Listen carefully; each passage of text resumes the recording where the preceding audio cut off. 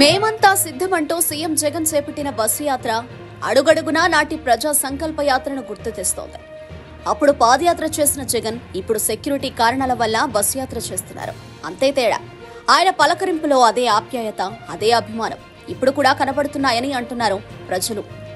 పేదలు, సామాన్యులు, కూలీలు, రోగులు ఎవరైనా సరే తన వద్దకు వస్తానంటే ఖచ్చితంగా మాట్లాడే అవకాశం కల్పిస్తున్నారు సీఎం జగన్. బస్సు ఆపి మరీ అందరినీ పలకరిస్తూ వెళుతున్నారు. జగన్ బస్సు యాత్ర నేడు 5వ రోజుకు చేరుకుంది. శ్రీ సత్యసాయి జిల్లా సిద్ధమా అంటూ ఈ రోజు ఉదయం ట్వీట్ చేశారు సీఎం జగన్.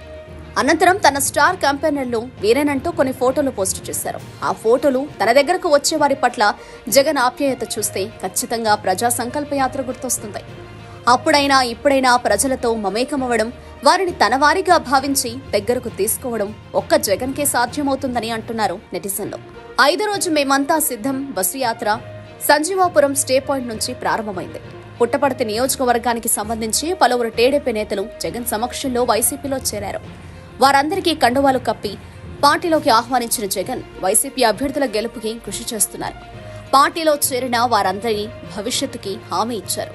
ప్రజాభిమానం చూస్తుంటే 175 స్థానాల్లో వైసీపీదే విజయమని స్పష్టమైపోయిందని చెప్పారు జగన్.